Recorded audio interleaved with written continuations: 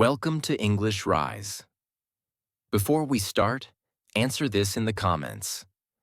Where in your life do you suffer the most with lack of discipline?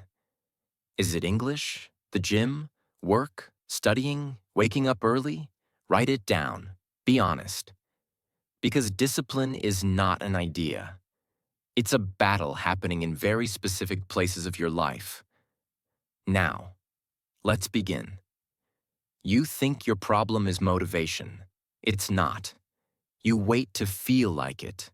You wait for the perfect mood. You wait for inspiration, energy, excitement. But the cold reality is this. Discipline is what you do when you don't feel like it. If you are only consistent when you are motivated, you are not disciplined. You are just in a good mood. Most people don't have a discipline problem. They have a feelings addiction. They obey their emotions like a king. I'm tired. I'm not in the mood. I'll start tomorrow. I had a stressful day. I deserve a break. So they stop. They postpone. They escape. And then they say, I have no discipline. No. You are very disciplined, just on the wrong side. You are disciplined at obeying your impulses. Discipline is not a personality trait.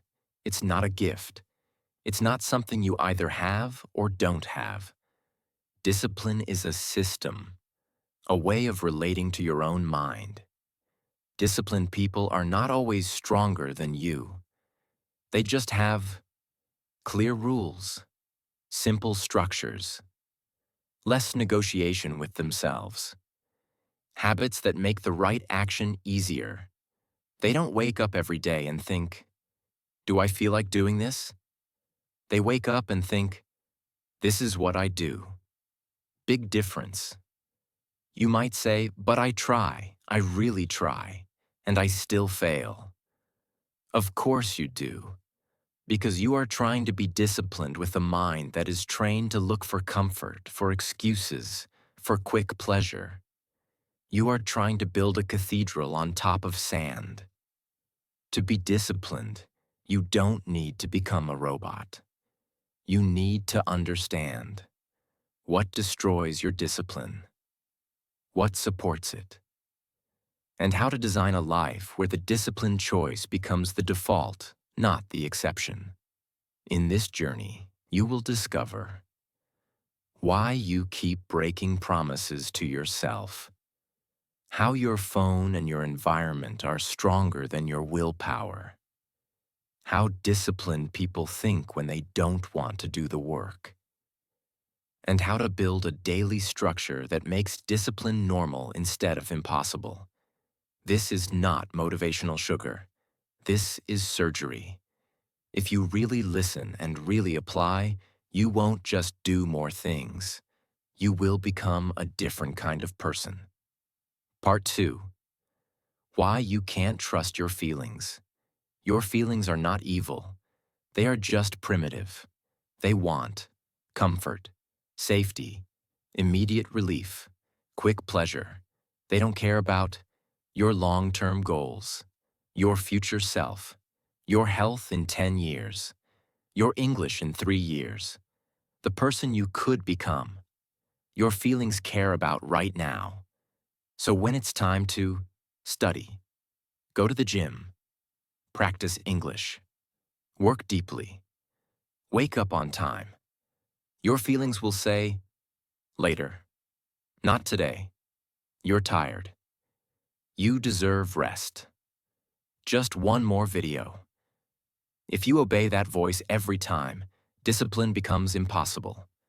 You are trying to build a future with a mind that is loyal only to the present. Disciplined people feel the same things you feel. They also feel laziness, boredom, tiredness, fear, resistance. The difference is not that they don't feel like that. The difference is what they do after they feel it. Undisciplined mind. I'm tired. Stops. I'm not in the mood. Delays. It's hard. Escapes. Disciplined mind. I'm tired. Okay, I'll still do 20 minutes. I'm not in the mood. My mood is not my boss. It's hard. That's exactly why I need to do it. Same feeling, different response. You keep waiting for your feelings to change so your actions can change. But life works in reverse. When your actions change, your feelings slowly follow. You don't wake up motivated every day. You earn motivation by doing the work on the days you don't have it. You don't become confident and then act. You act and slowly become confident. So if you want discipline, you must stop treating your emotions as commands. They are signals. You can listen, but you don't have to obey. Part 3. You keep breaking contracts with yourself. You probably see discipline like this. I need to push myself harder. I need more willpower. I need to be stronger. But discipline starts in a quieter place. In the contracts you make with yourself. Every time you say, tomorrow I'll wake up early. Tonight I'll study. From Monday, I'll start. I'll practice English every day. You are signing a small internal contract. No one else sees it. No one else hears it. But your subconscious does. When the time comes and you ignore that contract, what happens? Maybe you feel a little guilty. Maybe you feel a little frustrated. Then you distract yourself and move on. You think it's no big deal. But deep inside, something is breaking. Your self-trust. Imagine a friend who constantly says, I'll be there at 8 and arrives at 9:30.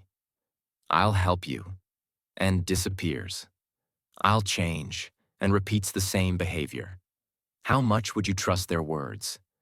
Now realize, you are doing this to yourself over and over again.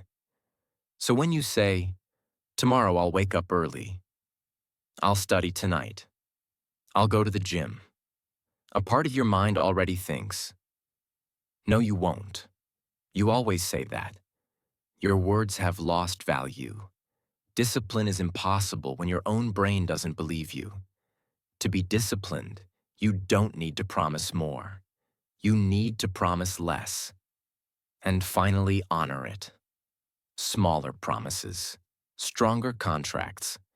Instead of, from tomorrow, I'll study English 2 hours every day.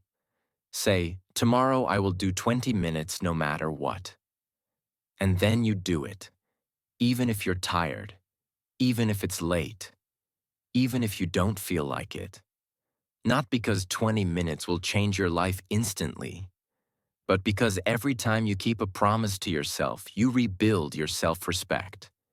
You are teaching your brain. When I say I'll do it, I mean it. That is the foundation of discipline.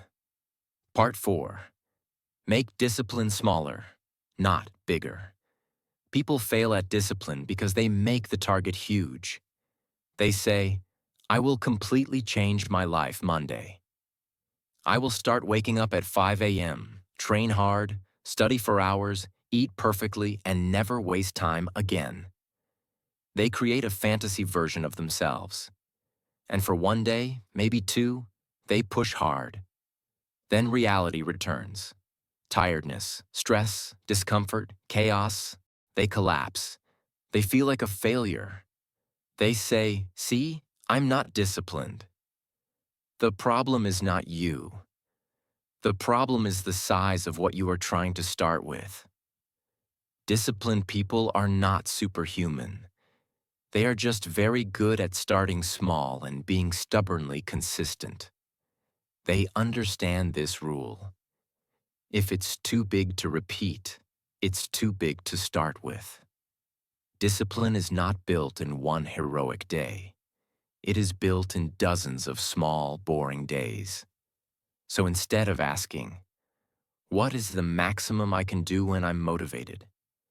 Ask, what is the minimum I can do even on a bad day and still move forward? Then you make that your baseline. Examples.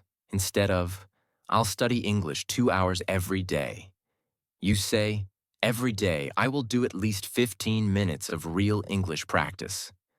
Instead of, I'll go to the gym 6 times a week, you say, I will move my body at least 20 minutes a day.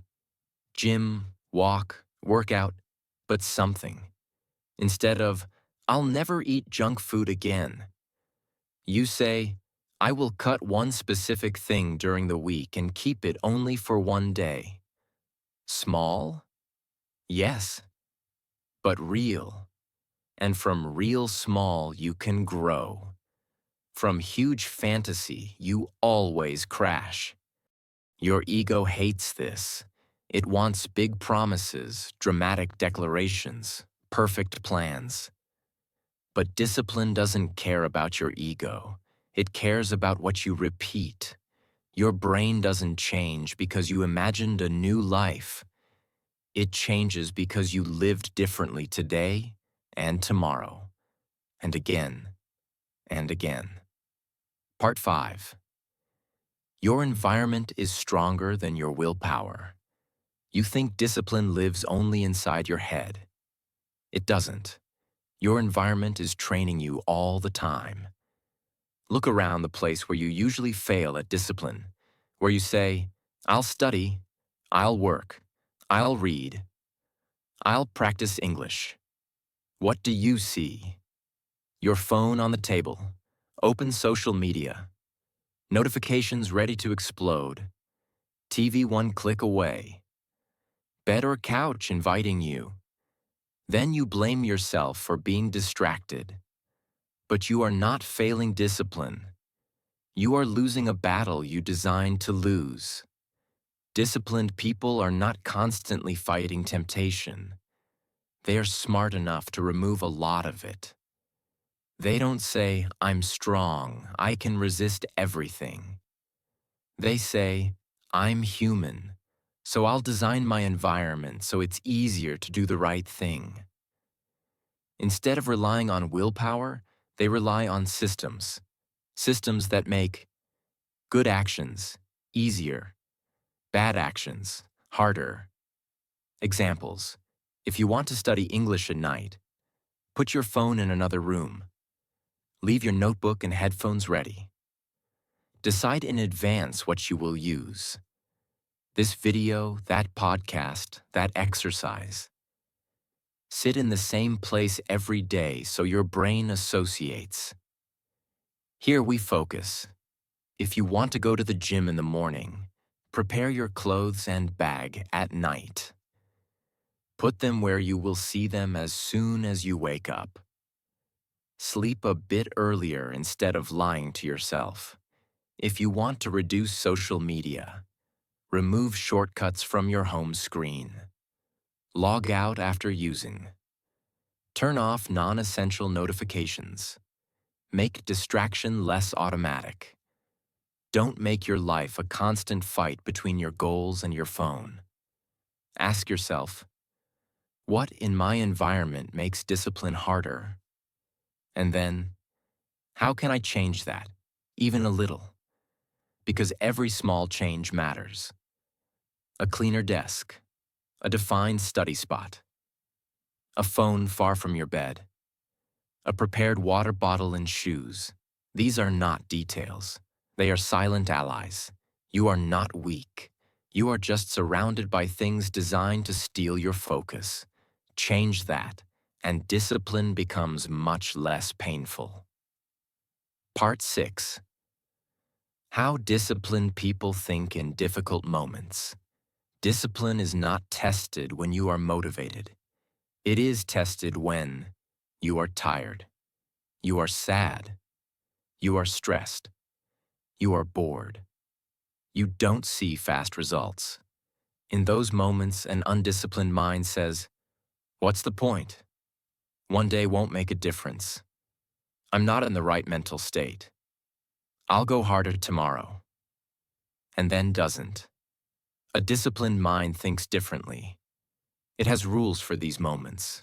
For example, On bad days, I still do something. I'm allowed to do less, but I'm not allowed to do nothing. My feelings do not cancel my responsibilities. If it's important on good days, it's still important on bad days. So when a bad day comes, they don't negotiate from zero. They follow the rule. Maybe they don't do a perfect workout, but they move. Maybe they don't study an hour, but they sit and do 15 minutes. They protect the identity of discipline. That's the key. Disciplined people do not see discipline as something they try. They see it as part of who they are. I am the kind of person who does what needs to be done, even when I don't want to. That sentence guides their actions, not because they are special, because they repeat small disciplined actions so many times that their brain accepts, this is us now. You don't become disciplined one day. You vote for that identity every time you act with discipline. Every small action is a vote. Part 7. A simple discipline protocol. Let's put this into a structure you can actually use. Choose one area first, not 5, not 10. 1. For example, English, exercise, a specific project, waking up on time. Now follow this protocol. 1. Define the minimum. What is the smallest action that still counts as progress in this area? 15 minutes of English, 20 minutes of movement, 25 minutes of deep work. 2. Choose a fixed time or trigger. After dinner, I do my 15 minutes. Right after I wake up, I walk. As soon as I arrive home, I study. 3. Prepare the environment. Remove obvious distractions. Leave everything ready before. Sit in the same place to create a mental anchor. 4. No negotiation when the time comes. You don't ask, do I feel like it? You say, this is what we do. 5. On bad days, shrink, don't cancel. If you're exhausted, do the minimum. Even 5 to 10 minutes. Keep the chain alive. 6. End with a small win. When you finish, acknowledge it. I kept my promise today. You are teaching your brain. We can trust ourselves. Repeat this for weeks. Not perfectly, consistently.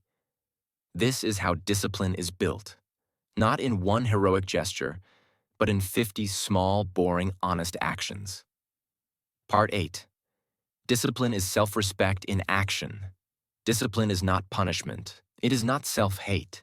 It is not being cruel to yourself. Discipline is this. I respect myself enough to do what my future deserves, not only what my present wants. When you are undisciplined, you are basically saying, my future doesn't matter. My goals don't matter. My word means nothing. That hurts, and it should, because your life is being built by what you repeat, not by what you intend. If you learn to be disciplined, your English will grow, your body will change, your work will improve, your mind will become stronger, your self-respect will rise. Not because you are perfect, but because you finally act like someone who takes themselves seriously. You will still fail some days. You will still miss some sessions. You will still feel lazy sometimes. The difference is, you won't build your identity around those failures. You will return faster. You will forgive yourself, but not lie to yourself. You will keep going. That's discipline. You've reached the end of how to be disciplined here on English Rise. You didn't just train your English today. You faced the truth about how you treat your goals, your time, and your word. Use this video not just once. Listen again on the days when your mind is full of excuses. Let these ideas guide you back to action. And if you want more content that improves your English while sharpening your character and your mindset, subscribe to English Rise. Stop waiting for motivation. Start acting with discipline. Your future self is watching what you do today.